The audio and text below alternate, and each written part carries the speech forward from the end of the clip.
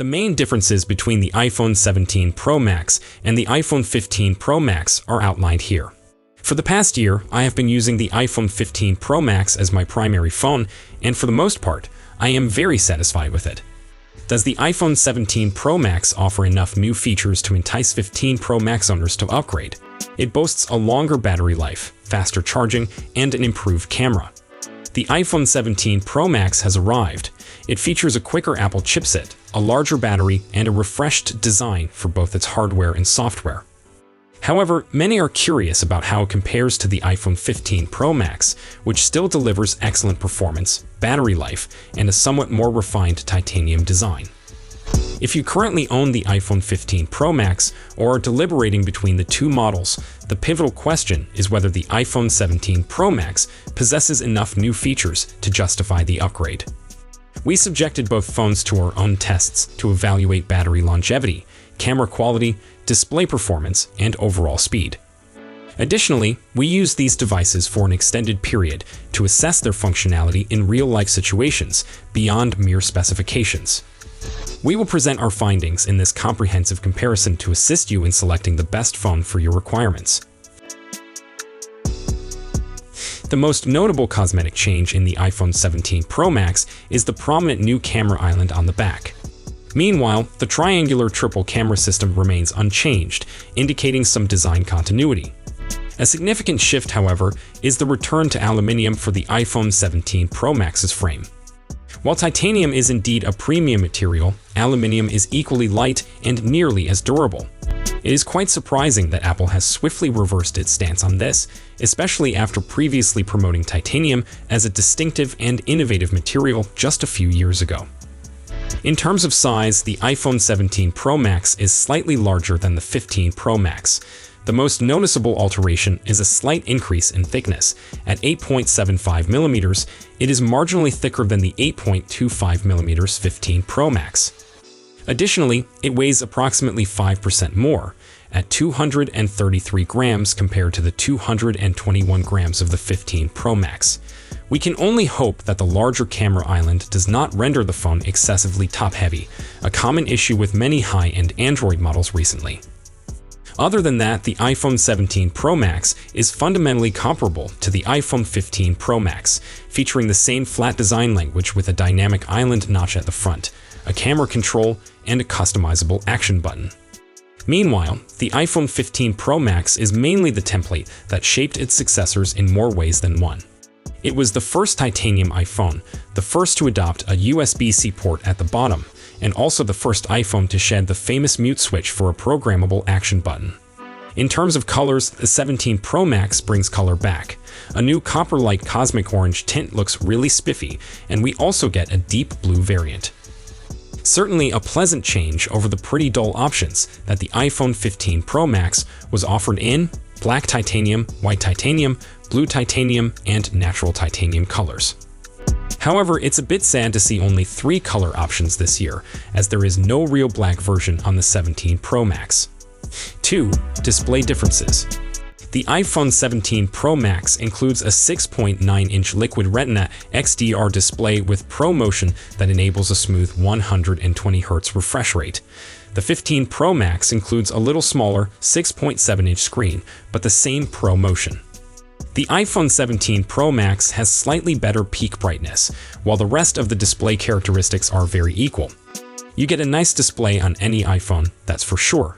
It's only the newer one's superior brightness that will make the biggest impact. Moreover, Apple has given us a screen that decreases glare on the 17 Pro Max. This is a good update that increases outdoor legibility. The new Ceramic Shield 2 on the front of the 17 Pro Max is also a pleasant upgrade, giving up to 3x improved scratch resistance, according to Apple. 3. Performance and software. It undoubtedly will come as no surprise that the iPhone 17 Pro Max is powered by the next mobile Apple chipset in line, the Apple A19 Pro. We presume that this is once again constructed on TSMC 3 nanometer manufacturing node, but one thing is for certain. It's an improvement over the A17 Pro that clicks and ticks inside the iPhone 15 Pro Max. The latter was the first 3nm chipset utilized on an iPhone and actually the first 3nm processor on a mobile device. Our benchmark findings reveal a substantial rise in performance, notably a 34% faster single-core CPU performance and 44% faster multi-core CPU performance, which is an astounding difference from just 2 generations ago. The same considerable generational boost can be evident in our graphics testing, where the iPhone 17 Pro Max performs significantly better. The iPhone 17 Pro Max includes 12 GB of RAM for future-proofness sake, whereas the iPhone 15 Pro Max boasts 8 GB of RAM.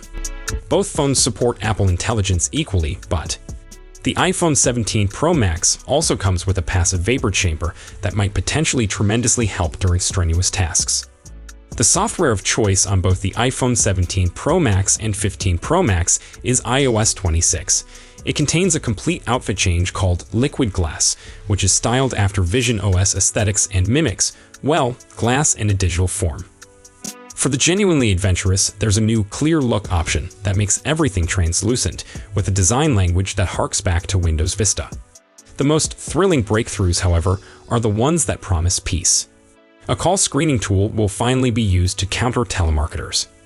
Pixel users are giggling somewhere in the background, having had this feature for years. Naturally, there's a raft of other nuggets. Polls are coming to group chats, threatening to impose genuine order on the lovely chaos of a dozen people attempting to agree on a pub. All in all, it's a list of totally fair modifications, to be honest. Thankfully, many upgrades simplify the experience, which is excellent for the rest of us. The camera app is being streamlined, hiding most modes by default. Apple is rearranging the Photos app after it decided to transform it into absolute pandemonium with the previous iOS version. Live Translate is also coming to calls, which might be amazing, or it could lead to me unintentionally misinterpreting a $50 bill for a $500 one. 4. Battery life and charging. Apple's iPhones are on an improving trajectory when it comes to battery size and longevity. Last year's iPhone 16 Pro Max sported a big 4,685 mAh battery, and the iPhone 15 Pro Max from a year earlier contained a 4,422 mAh battery. Well, this year we get a 5,088 mAh battery, the largest by far on a modern iPhone. The battery life test, however, the two phones produce fairly comparable overall battery life. The newer phone performs better in online surfing, while the iPhone 15 Pro Max evens things out in the gaming and video streaming tests. We are also really excited to see support for quicker wire charging. The iPhone 15 Pro Max could only charge at roughly 25-watt rates, whereas the 17 Pro Max approaches 40-watt charging speeds with a wire. This means you can obtain up to 50% charge in just 20 minutes, a task that took 35 minutes earlier. In terms of audio experience, the iPhone 17 Pro Max and the iPhone 15 Pro Max sound pretty much identical, with very rich and boomy sound that delivers strong bass and very detailed mids as well. The iPhone 16 Pro Max sounds just a bit better than either of the two iPhones, but neither will disappoint. Haptics are amazing on both, as is typical for Apple. The Taptic engine inside the gadgets produces strong but accurate vibrations that make it a thrill to be experienced in real life. We are also interested to test the new anti-reflective coating, and the more robust construction is another pleasant change. Less dramatic but nonetheless notable are the upgraded A19 Pro chipset and enhanced cooling system. These are amazing on their own, but we doubt many people play console-grade games on their iPhones to properly appreciate the advances. So, should you upgrade? The answer is definitely maybe. The iPhone 15 Pro Max still accomplishes 90% of what this new model does, so it seems like you will not miss out on too much if you just retain it for one more year. But if you just want to have that latest technology, the 17 Pro Max is clearly not just about fresh looks. Next, the iPhone 17 series camera sensors have been unveiled, revealing that all are supplied by Sony. Apple's iPhone 17 range, announced in September 2025, has been exhaustively analyzed, with most sensors remaining intact, while new ones focus on higher resolutions and larger physical sizes. The iPhone 17 Pro and 17 Pro Max include three 48-megapixel Sony sensors: IMX900 and 3 for the main camera, IMX972 for the ultra-wide camera, and IMX973 for the telephoto camera, with 4x tetraprism of f/2.8. The configuration supports up to 8x in-sensor zoom, 2nd-gen sensor shift OIS, and ProRes RAM recording. The standard iPhone 17 employs the Sony IMX904 for its main 48-megapixel sensor with 1/1.56-inch and f/1.6, and the same 48 megapixels IMX972 ultra-wide as the Pro models. There's no dedicated telephoto. 2x zoom relies on sensor cropping. The iPhone Air clings to a single IMX904 to 48 megapixels, 1/1.56-inch f/1.6, enabling both 1x and 2x zoom by cropping. It lacks ultra-wide and telephoto lenses, but offers HDR and 4K filming. There is no support for cinematic video. All variants feature the new 18 megapixels IMX914 front camera with OIS and PDAF. It is a square sensor, actually an octagon, which offers both portrait and landscape capture without turning your phone. The actual sensor is 24 megapixels, although the maximum capture area is 18 megapixels. The sensor size is unknown.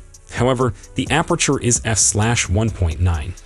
So if you have any questions or comments, please write them down below. Don't forget to like and subscribe to our channel for more tech news. Thank you for watching, and I will see you in the next one.